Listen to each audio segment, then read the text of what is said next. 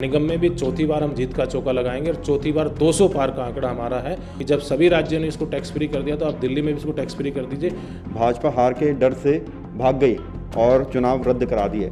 और इस आरोप को दिल्ली को भी मालूम है कि ये कितना झूठ बोल रहे हैं। इन आम आदमी पार्टी के सभी लोगों से कहना चाहता हूँ कि इस तरह दिल्ली में भ्रम न फैलाएं और दिल्ली को मिसगाइड ना करें और परिवार से हमारी महिला कोई कैंडिडेट चुनाव भी नहीं लड़ेंगे। नमस्कार, आप देख रहे हैं इंडिया टाइम 24 न्यूज़। आपके साथ मैं हूं प्रवीण और आज बोली नेताजी मेरे साथ मौजूद हैं एसडीएमसी मेयर मुकेश सूर्यान।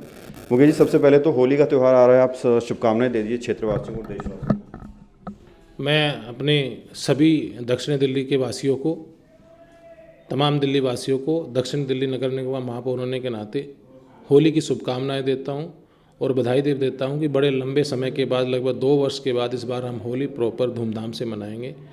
मैं सभी क्षेत्रवासियों से कहना चाहता हूं कि होली का त्यौहार खुशियों से मनाएं, फूलों से मनाएं, चाइनीज़ कलर का परहेज करें।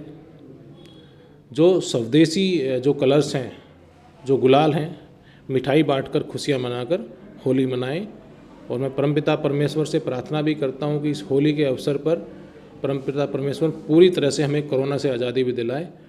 ऐसी मैं शुभकामनाओं के साथ आप सभी को होली की शुभकामनाएं देता हूं। मुकेश जी, जैसे जैसे एमसीडी चुनाव नज़दीक आ रहे हैं, राजनीतिक गलियारों में गर्माहट बढ़ती जा रही है। अभी हाल में आम आदमी पार्टी ने पोस्टर लगाए हैं काले रंग के, उसमें लिखा है भाजपा हार के डर से भाग गई और चुनाव रद्द करा दिए।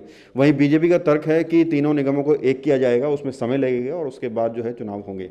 तो आप बताएं सर, निगम एक होंगे तो उसको फ़ायदा क्या होगा और क्या वाकई में चुनाव डर से आपने रद्द किए?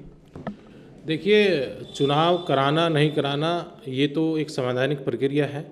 इसमें चुनाव आयोग पूरी तरह से स्वतंत्र है, वही फैसले लेता है।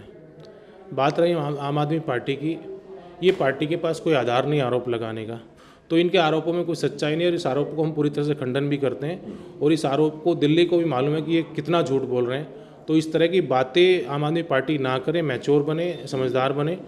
और चुनाव से बात रही डरने की, हम अभी 4 राज्यों में पूर्ण बहुमत के साथ में भारतीय जनता पार्टी ने जीत का चौका लगाया। दिल्ली तो एक राज्य है, छोटा सा राज्य है, तो हम कभी भी चुनाव से नहीं डरने वाले। चुनाव जब चुनाव कराना चाहे तब चुनाव करा सकता है। हम लोग पूरी तरह से चुनाव के लिए तैयार हैं। वो ये कह रहे हैं कि बीजेपी दबाव बना रही है चुनाव आयोग पर और इसी दबाव के चलते चुनाव आयोग ने रद्द किया है। ये दिल्ली का चुनाव आयोग है और चुनाव आयोग पूरी तरह स्वतंत्र है, तो इसमें इनको खुद समझना चाहिए कि दिल्ली जो राज्य है उसके चुनाव आयोग वो किसके अंडर में आता है, किसको रिपोर्ट करता है। तो इस तरह की बातें में कोई सच्चाई नहीं है। मैं इन आम आदमी पार्टी के सभी लोगों से कहना चाहता हूँ कि इस तरह दिल्ली में भ्रम न फैलाएं और दिल्ली को मिसगाइड ना करें। क्या सर परिसीमन होगा और अगर होता है तो निगम एक होते हैं तो क्या फ़ायदा जो है एमसीडी को होने वाला है? देखिए, निगम अच्छी बात है। अगर निगम एक हो रहा तो स्वतंत्र तरह से काम करने का मौका मिलेगा, मेयर को मजबूती मिलेगी, जो हमारी कमेटियां बनती हैं उनके भी अधिकार बढ़ेंगे, जोनल कमेटियों के अधिकार बढ़ेंगे। और जब अधिकार बढ़ेंगे तो काम भी अच्छे होंगे और एकीकरण के होने से फैसले भी अच्छे होंगे। इसमें मुझे लगता है सब कर्मचारी के हित में भी रहेगा और निगम के हित में भी रहेगा, दिल्ली के हित में भी रहेगा। और फंड की कमी भी नहीं होगी। फंड की कमी तो राज्य सरकार की नीयत अगर साफ रहेगी तो इसमें राज्य सरकार का भी बहुत बड़ा रोल होता है। राज्य सरकार चाहे तो फंड की कमी आज भी दूर हो सकती है, लेकिन राज्य सरकार की मानसिकता बहुत ख़राब है, वो निगम को डिस्टर्ब करना चाहती है। ओके जी, एमसीडी में एम्प्लॉय के परमानेंट होने की बात लगातार कही जा रही है। एसडीएमसी की बात करें तो कितने एम्प्लॉय जो है परमानेंट हुए हैं और कितने श्रृंखला में हैं? हम लोग सभी को पक्का करना चाहते हैं, चाहे वो माली हों, चाहे वो सफाई कर्मचारी हों, चाहे वो डीबीसी हों, चाहे वो हमारे कॉन्ट्रैक्ट के क्लर्क हों। हम सभी को पक्का करना चाहते हैं। लेकिन राज्य सरकार के इस तरह के सौतेले रवैये के कारण हम लोग फंड्स की कमी से जूझ रहे हैं, क्योंकि रेगुलाइज करने के लिए पोस्ट क्रिएट करनी पड़ती है, उसके लिए सैलरी बढ़ानी पड़ती है। जब रेगुलाइज की और कॉन्ट्रैक्ट की सैलरी में फ़र्क होता तो जस्ट डबल का फ़र्क बोझ एक पड़ेगा। लेकिन राज्य सरकार ने जो नगर निगम का जो आधिकारिक पैसा है, जो 13,000 करोड़ रुपए हमारा बनता है, अगर राज्य सरकार उसको रिलीज करे तो हम तुरंत 1 महीने के अंदर सभी कर्मचारियों को खुश करने का काम करेंगे। कई राज्यों में सर द कश्मीर फाइल्स को टैक्स फ्री कर दिया गया। आपने दिल्ली के मुख्यमंत्री को पत्र भी लिखा है कि दिल्ली में भी टैक्स फ्री की जाए। तो आप क्या कहेंगे, कितनी ज़रूरी है ये फिल्म देखना भारतवासियों के लिए?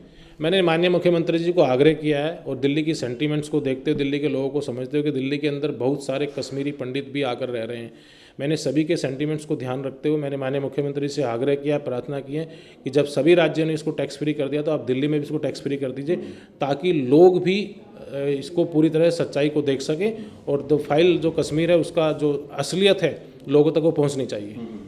पिछले दिनों आपने एक शानदार कार्यक्रम किया जिसमें राजनाथ सिंह भी आए, आपने अपने 5 साल के कार्य दिखाए, लेकिन जितने भी आपने हमें इंटरव्यू दिया आपने कहा है कि ना मैं खुद चुनाव लड़ूंगा ना मेरे परिवार से कोई लड़ेगा, लेकिन पोस्टर देखकर आपको ऐसा लग रहा है कि चुनाव की दौड़ में आप सबसे आगे हैं। देखिए, हम लोग अपने काम बता रहे हैं, निगम की पहचान बता रहे हैं। कहीं भी पोस्टर में, किसी भी पोस्टर में नहीं लिखा है कि हम चुनाव लड़ेंगे। पार्टी का जो आदेश होगा उसको मान्य होगा। लेकिन मैंने आपको पहले बोला कि ये सीट महिला है, महिला हमारे परिवार में कोई कैंडिडेट नहीं है। मैं आज भी कह रहा हूँ आपके चैनल के माध्यम से कि ये सीट हमारी सीट महिला होगी। महिला हमारे पास परिवार में कोई कैंडिडेट नहीं है और परिवार से हमारे महिला कोई कैंडिडेट चुनाव भी नहीं लड़ेंगे। इस वार्ड से किसको आगे करेंगे सर? ये तो पार्टी का डिसीजन है, पार्टी जो तय करेगी वही होगा।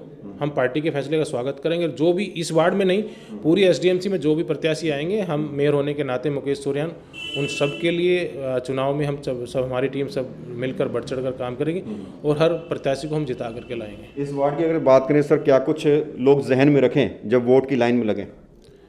विकास को लेकर के वोट डालना है और विकास के नाम पर वोट डालना। जो 15 से 20 सालों तक इस वार्ड के साथ शौचालय व्यवहार होता था, लेकिन पिछले 5 सालों में जिस तरह से, जिस गति से विकास इस वार्ड में हुआ, चाहे वो डिस्पेंसरी बनाने का काम हो, चाहे सफाई को दुरुस्त करने का काम हो, चाहे सीवर्स डालने का काम हो, चाहे सड़कें बनाने का काम हो, चाहे पार्क बनाने का काम हो, चाहे इंक्रोचमेंट हटाने का काम हो, चाहे स्कूल्स को मॉडल स्कूल बनाने का काम हो, ये सब कामों को ध्यान पे रखकर जनता वोट करेगी और भारतीय जनता पार्टी को एक अच्छी विजय दिलाने का काम करेगी। एक और सवाल सर, 5 राज्यों में जो जनादेश आया है उसमें 4 में बीजेपी की सरकार बनी है, तो इसका प्रभाव एमसीडी चुनाव पर पड़ने वाला है? जीत का चौका हमने 4 राज्यों में लगाया। निगम में भी चौथी बार हम जीत का चौका लगाएंगे और चौथी बार 200 पार का आंकड़ा हमारा है, जो हम पूरी दिल्ली की जनता का हमें सहयोग मिलेगा। हम चौथी बार चौका लगाने का, 200 पार करने का काम करेंगे। बहुत बहुत शुक्रिया सर। Thank you.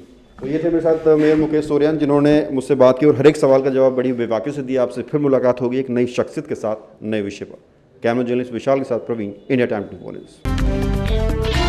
खबरों से खबरदार रहने के लिए चैनल को सब्सक्राइब करें और प्रेस करें बेल आइकन।